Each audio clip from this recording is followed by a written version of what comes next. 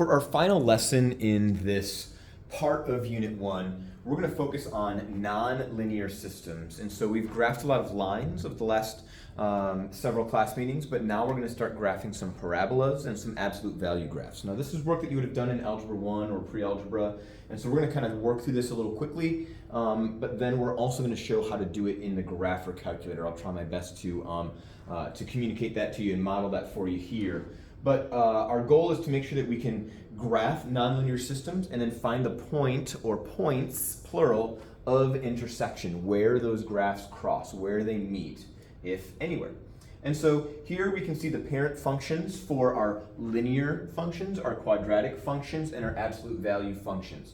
So the parent function y equals x is basically a line that passes through the origin, and it isn't shifted up or down, it's not tilted up or down either. The slope is 1, the y-intercept is 0. The parent function for a quadratic function is y equals x squared. All right, the vertex is at 0, 0. The axis of symmetry is x equals 0. Sometimes we will have that where it'll stretch out or it'll squish down, it'll shift left, it'll shift right. It doesn't ever turn when we're talking about these functions, but that should look familiar to you. Absolute value graphs are basically the same as the linear graphs. They make this V shape. All the ones that were negative outputs are made positive, all right, moved from -1 to +1, -2 to +2, -3 to +3, and reflected over that x-axis, all right, because we're taking the absolute value of our x value. All right, now this V shape could be shifted left or right, up or down. It could also be flipped over. It can be stretched out if we wanted to do that as well. So we're going to try to navigate a little bit of that. So here we're going to solve this system, this nonlinear system, and we're going to do it by hand. So for this first equation, I'm going to add an x on both sides. And then I'm going to divide by 2 on both sides. And so it gives me the graph of y equals 1/2 x plus 1. Likewise, I'm also going to graph this absolute value function. So this is the absolute value of x minus 4, And so really what that means is that we have the graph of the line y equals x minus 4, but then that graph is shifted. All of our negative values are going to become positive values. So all these x comma y's that are below the x-axis are going to have to reflect up. So this is at -1, this is at -2, so we're going to go +2. This is -3, so we've got to go +3. You'll notice then that we can cycle that slope through to the other side of that line. This becomes a slope of +1 in this direction, but then it's a slope of -1 on the left side of the vertex. A little shortcut there when we're graphing these by hand is to make sure that we can identify the vertex as what is happening with the x inside of the absolute value. So x minus 4 means that they have shifted this 4 spaces to the right. All right, it's that V graph that's been moved 4 spaces, 1, 2, 3, 4, but otherwise maintaining its slope. So we can see that there's a point of intersection here and a point of intersection there. And so the solution to this system is going to be the point 2, 2, and the point 10, 1, 2, 3, 4, 5, 6. And so we get 2 solutions to this system of equations. Here we have a parabola and a line. And so we're going to graph the parabola and the line. Graphing the line y equals 4 is pretty easy. That's just a horizontal line where y is 1, 2, 3, 4. Y is 4 on all of these spots, all the way across. And so that's an easy graph to do. The parabola, on the other hand, requires a little bit of work. We had the parabola, the standard form, the parent function had y equals x squared, but this one, there's a lot extra going on with it. We need to figure out the axis of symmetry, and we find that by taking x is equal to the opposite of b over 2a.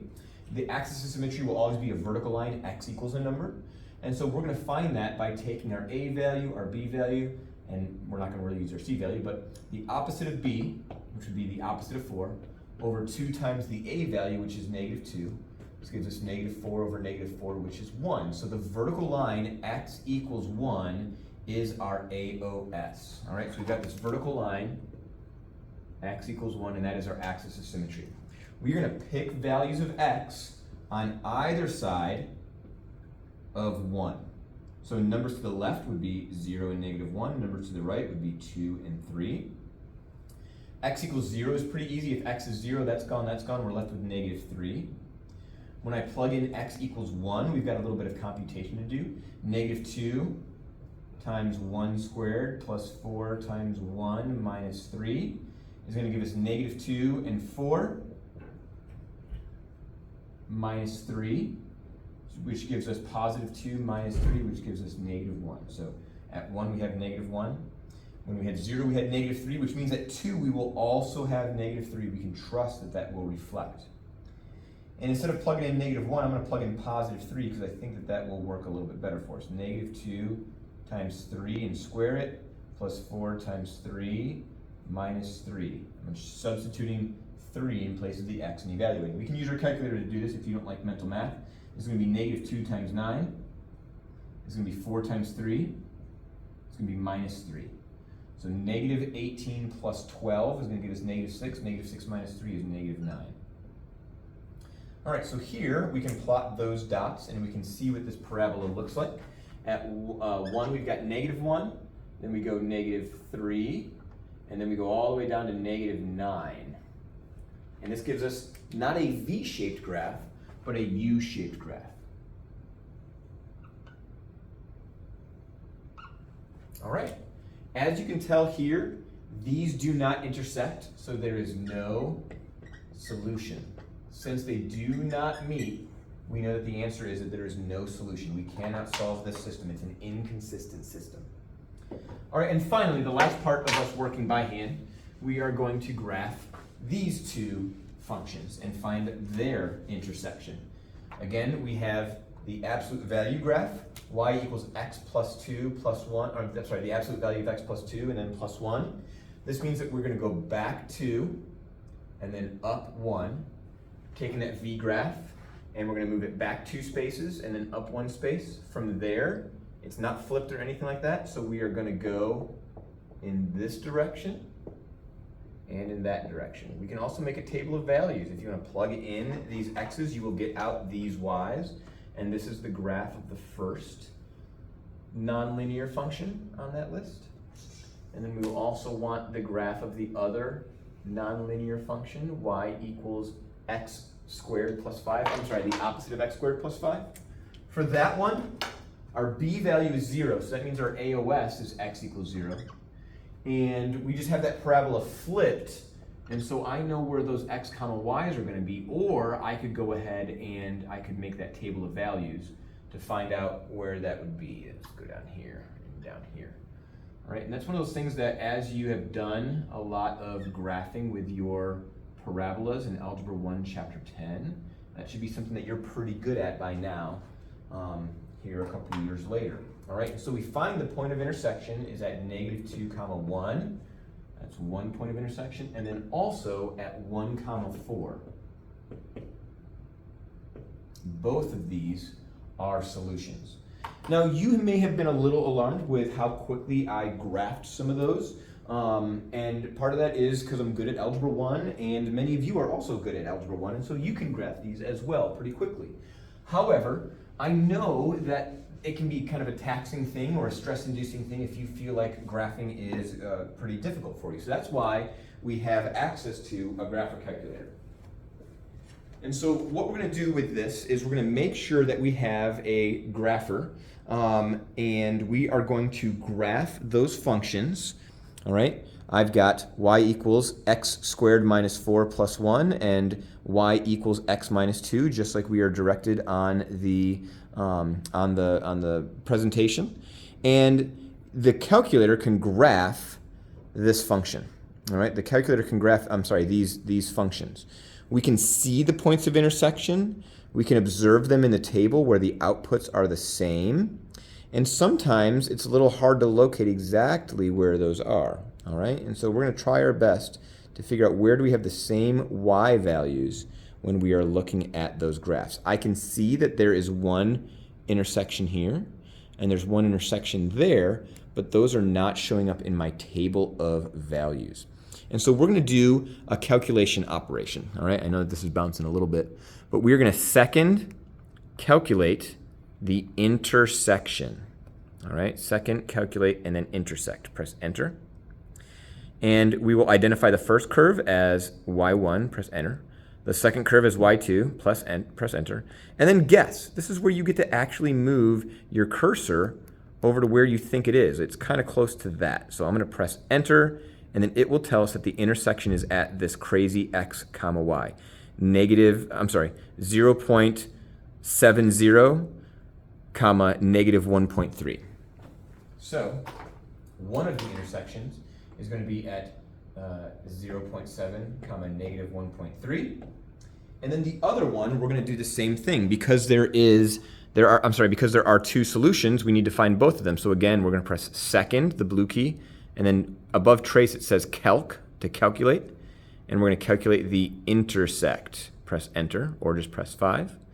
And then now we can again identify the first curve, enter, the second curve, enter, but then it says guess. So we need to put our guess close to that point of intersection. So we're about there, press enter, and then it actually tells us 4.3, 2.3.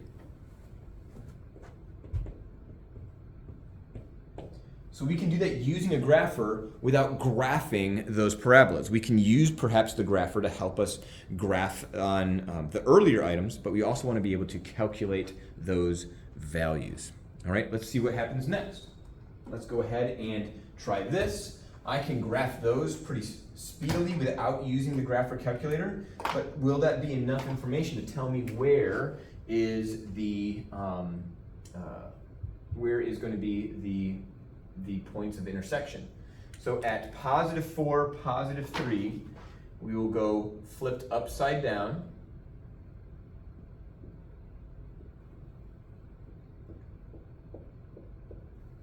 We've got this graph here. And then we also have this one over there. That's right, it's pretty close. I did okay. That's for, oh, I did the wrong one. Parabola. Come on, Mr. Hibbett. For the parabola, we need to know exactly what we're doing. Mr. Hibbett didn't do that quite right. Let's see, 1, 2, 3, 4, 5. Okay, so we've got this parabola. That U-shaped graph. For the second one, we've got at the same x but different y, we are going a slope of 2 and -2. So we can tell by this picture that these are intersecting at kind of a random location that is not on the corner of an x comma y square. And so we know that it's going to be around 3.5 comma 1.5 and also, let's see, 4, 5, maybe 5.5, 1.5, probably the same amount. And so let's actually type those in. I want to show you how to type those. So the quadratic part is going to be pretty straightforward, pretty easy. But we are going to do the opposite of x minus 4,